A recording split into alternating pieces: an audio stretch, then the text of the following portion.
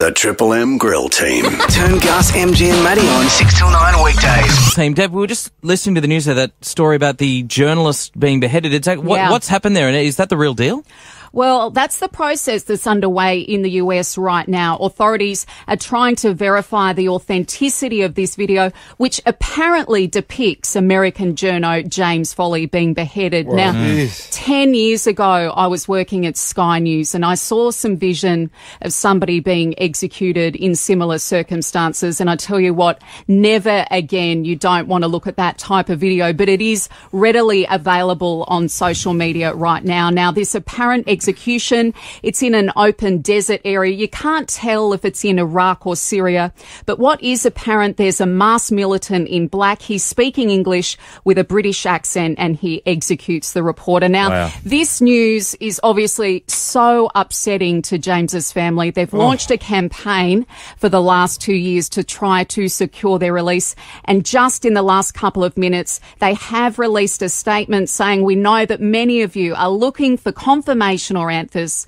They're saying, please be patient until we have more information and keep the Foleys in your thoughts and prayers. So very stressful time for them. There was a journo backing up your claims then. There's a journo on Twitter said that, look, don't search for the video, don't share it. He said, I've seen this as in my job and in my occupation, and it's something that stays with me forever. Well, I tell you what, we're going to speak to it. Thanks, Deb. Really appreciate that. We're going to speak to a man now who I think this morning would be counting his blessings because Michael Ware was not only... Mate, he not only knows everything about ISIS, but he was held hostage by ISIS. And we've spoken to him once before, and we welcome him back to the grill team. G'day, Michael. How you doing? Oh, guys, this is not a good morning. No, you've spoken to you a lot lately, brother. Every time we talk to you, Michael, it's always on these horrible things that are happening. It really is, and there just doesn't seem to be an end to them at the moment, does there? Michael, it doesn't appear that of what we've learnt from ISIS and what they've done over the last... the last number of years, particularly the last few months, there's no indication that this would be just, how could I say this, a fake video. You imagine that this would be the real thing. I mean, this is just the kind of thing that these guys do. Oh, look, absolutely. They have a long track record of over a decade of these kinds of things, of beheadings en masse. I mean, we saw that when this group re-invaded Iraq, essentially, from Syria in June this year.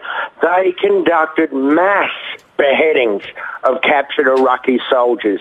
I mean, this is part of their regime. This is their form of justice as they see it, as horrific as it is, so that it's reaching out and touching us through the sad story of this American journalist. Unfortunately, is not unique when you're dealing with an organisation like this. Michael, can I just ask you why? I mean, we all know, what's going on there, and they basically, they want the infidels out of there, and they don't want America to be involved in any way, shape, or form. But you question why, because at the moment, America are reluctant to go back into Iraq. Yet, I mean, when this sort of thing, if this comes true that this is 100% that they have beheaded this American journalist, this might just force America back in. Well, it's a tough call, guys, and let's bear in mind there's yet another journalist. They were holding two journalists, and the second fellow, Stephen Sotloff, in this beheading video, if it does turn out to be true, and I'm afraid my gut instinct is that sadly this will be true, they're now holding his life out, saying that he will be next if President Barack Obama does not cease the airstrike. So let's not forget this second poor man whose life now hangs in the balance. Look, for anyone to stop these guys, you've got to understand the enormity of what it would take. They now control an area in the Middle East the size of the country of Jordan. Wow. No one can get in, no one can get out. They're heavily armed with captured American and Soviet-built weaponry and armoured vehicles and tanks and artillery. Airstrikes will never be enough to dislodge these guys. And Michael, if you're going to go in, you've got to send tens and tens of thousands of Western troops, and no one really wants to get stuck back in Iraq, I'm afraid. Well, Michael, I mean, you just got to question what we're going to do, though. I mean, because, at the moment, they've got a land mass the size of Jordan, but their plan is to go a lot bigger than that and just grow exponentially. What about yourself, Michael? When you were held hostage by these guys, did you, at any point in time, think that they were going to do this kind of thing to you? Well, fellas, that's exactly what they were doing to me. I actually wasn't held for very long. I was dragged from my car in the centre of Baghdad in an area that they just captured. And almost immediately, they prepared me for my own beheading. I was under the banner. I had a masked man standing next to me with the knife. They were going to film my beheading with my own camera that they'd taken off me. So, I mean, I can't tell you how much this morning's events have chilled me. What's your message to journos who are there now, mate, if you could say something to them? Is it time we get all of them out there and ramp up the bombings?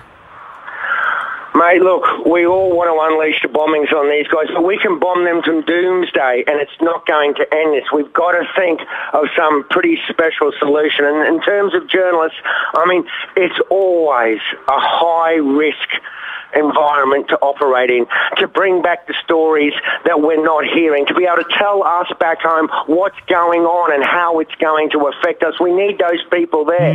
But in so many ways, you're out there dangling on your own, and you have to watch your back, and you have to figure out how to get yourself in and out alive. I mean, and it's hard to know that the situation can change, bang, in an instant, and suddenly things have gone bad for you. Michael, mate, we really appreciate your time. Before we let you go, I've got to ask you this question. I don't want to take you back there, but, mate, I'm looking at this picture this morning of this American journalist, and as you said, you got this masked guy behind him.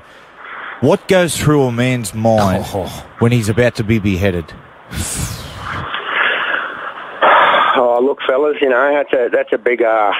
But look, you know, when I go back to that moment, and in some ways, you know, I've never stopped living in that moment. My mind, there was a whole flood of things, but really, you know, I just think I went into a different place in my mind. You know, obviously, you're thinking of those you love, but at the end of the day, you're looking into a dark tunnel, and there's no light at the end of it, and you know there's no way out. Wow, man.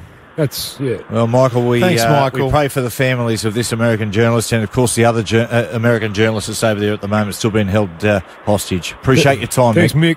Yeah, good on you, fellas, and good on you for talking about this and keeping this in people's minds. It's the right thing to do, guys. Take care. Good on you. Thanks. That's Michael Ware from Penance Films on the Triple M Grill Team. The Grill Team. Gus, MG and Matty Johns. Triple M Breakfast.